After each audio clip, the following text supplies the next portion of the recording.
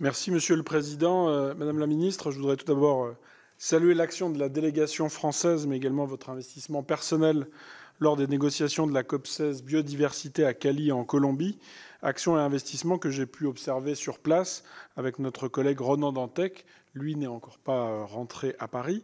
Et sur les conseils avisés de notre Monsieur Biodiversité du Sénat, Guillaume Chevrolier. Je voudrais également intervenir en ma qualité de rapporteur budgétaire pour avis sur les crédits relatifs à la transition énergétique et au climat, sur 3 enjeux majeurs de ce projet de loi de finances pour 2025. Premier enjeu, vous y avez fait allusion rapidement, le budget accordé au fonds chaleur.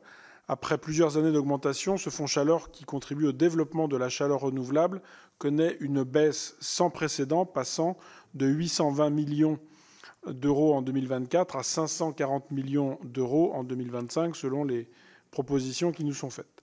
Ce fonds est pourtant un exemple de dépenses publiques efficientes. Les projets candidats sont nombreux et le coût des émissions de gaz à effet de serre évitées est faible. Je souhaite donc vous alerter, mais je vous sais sensibiliser déjà à cette question, sur les conséquences de cette baisse qui remet en cause de nombreux projets de réseaux de chaleur portés par les collectivités territoriales, à un moment même où nous arrivons en fin de mandat pour les communes, pour les communautés de communes, et donc il est important que ces projets ne soient pas freinés, sans quoi on perdrait plusieurs années dans leur réalisation. Le deuxième enjeu, c'est le soutien à la rénovation énergétique des logements. Le Premier ministre a dit faire du logement une priorité. Or, les crédits de MaPrimeRénov' diminueraient considérablement, passant de 4 milliards d'euros en 2024 à 2,5 milliards d'euros en 2025. Cette diminution, qui s'explique en partie par une sous-consommation des crédits les années précédentes, ne risque-t-elle pas de remettre en cause l'atteinte par l'État des objectifs ambitieux de rénovation énergétique des bâtiments, alors même que la réforme récente de MaPrimeRénov' n'a pas totalement connu sa pleine application, que les choses sont en train de se mettre en place? Est-ce qu'il n'y a pas un risque d'arrêter cette dynamique qui est réelle sur le terrain? Enfin, je souhaite évoquer l'enjeu de la stratégie pluriannuelle de financement de la transition écologique. La loi de programmation pour les finances publiques prévoyait le dépôt d'une telle stratégie à partir de 2024, alors que les besoins de financement de la transition écologique sont colossaux. La première stratégie déposée insiste sur la nécessité d'une mobilisation du secteur privé pour augmenter les investissements en bas carbone. Là aussi, vous en avez dit quelques mots, mais pouvez-vous préciser quel levier le gouvernement identifie-t-il pour mobiliser pleinement l'investissement privé en faveur de la transition écologique?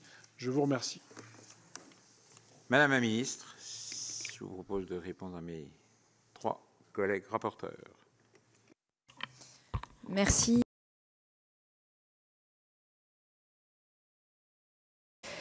S'agissant de la COP16, je vais d'abord dire que la France, sur les COP biodiversité, est un pays particulièrement moteur. Nous sommes un des premiers pays à avoir publié notre stratégie nationale biodiversité qui est en ligne avec le référentiel de Montréal. Nous sommes un des seuls pays à pouvoir avoir atteint l'objectif de zone de protection sur 30% de notre territoire terrestre et 30% de notre territoire marin. Nous avons mis dans l'atmosphère cette idée de zone de protection renforcée et nous y travaillons au niveau de notre propre territoire.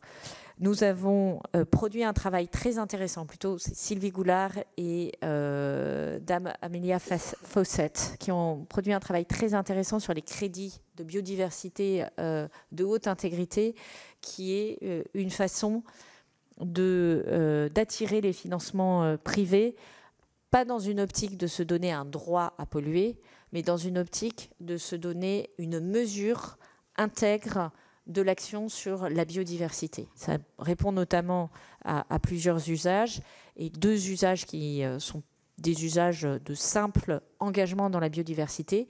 Les philanthropes, enfin les crédits philanthropiques ou les fonds privés philanthropiques qui veulent avoir des mesures et de la science derrière les actions qu'ils mènent et de la qualité, et les entreprises qui commencent à travailler sur la résilience de leur chaîne d'approvisionnement, puisqu'ils se rendent compte, lorsque vous êtes dépendant de la nature, vous savez 44% de notre PIB dépend de ressources naturelles, hein, on le sait désormais, eh bien, vous avez intérêt à sécuriser ces ressources-là si vous voulez toujours être là dans 10 ans, 20 ans, 30 ans. Et donc, on a demandes d'investissement, mais de demandes d'investissement qui soient de qualité et pas, là encore, des opérations qui soient sans impact ou plus de la parole que des actes. Dans les raisons de l'échec, je pense qu'il y a une raison qui est relative aux tensions entre les pays les plus vulnérables et les pays émergents qui sont constitués dans le groupe des 77 d'un côté et les pays développés de l'autre. Le groupe des 77 considérant que les pays développés n'apportent pas suffisamment de financement pour payer cette transition, et les pays émergents jouant un rôle un peu intermédiaire, puisque d'une certaine manière, je rappelle que la Chine, les Émirats arabes unis, l'Arabie saoudite, le Brésil font partie de ces pays émergents. D'une certaine manière, ils ont peut-être les moyens de leur transition, en tout cas un peu plus que les pays les plus vulnérables, mais en même temps, ils captent une grosse partie des crédits que le Nord met pour accompagner les transitions. Et c'est ça la difficulté à résoudre, c'est que c'est une conversation où tout le monde n'a pas les mêmes intérêts et effectivement, ce sont des décisions au consensus. C'est-à-dire qu'il suffit qu'un pays s'oppose à l'accord pour que l'accord ne soit pas pris.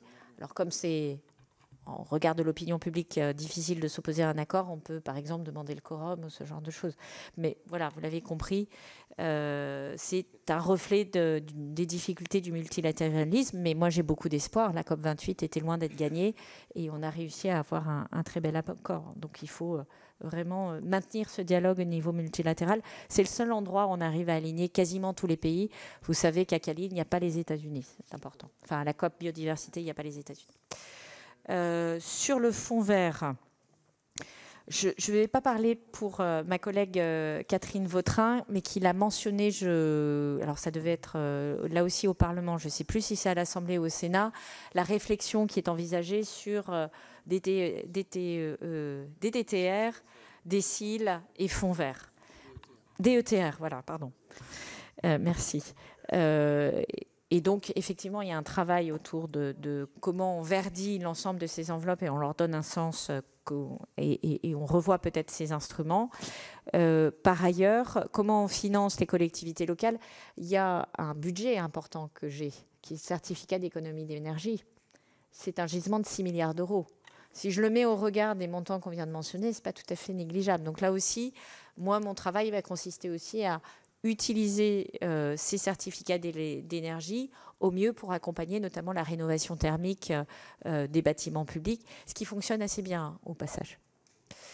S'agissant des friches, c'est aussi un élément du fonds vert. Et je reprends juste, ça me permet de faire la transition avec le sénateur Jeunet. Attention à bien regarder en fait du consommé au consommé. Sur ma prime rénov', on est sur un consommé 2024 de l'ordre de 1,7 milliard, 1,8 milliard. Donc l'enveloppe 2025 est une augmentation assez sensible. Et si vous regardez la consommation de 2023, qui était une période assez faste en termes budgétaires, on est à peu près dans cet étiage-là, à peine au-dessus. Donc ce n'est pas un budget qui a été écorné. On peut même se poser la question au regard des efforts qui sont faits sur tous les secteurs du jeu, entre les enveloppes logement social pour la rénovation thermique et les enveloppes MPR, bon, voilà. Sur le fonds chaleur, je crois que vous avez effectivement rappelé les enjeux. Le coût de la tonne carbone abattue, c'est 40 €. Et effectivement, il y a un vivier de projets très important des collectivités locales. Elles sont prêtes. Donc, tout crédit ajouté sera immédiatement consommé. Ça, c'est assez clair.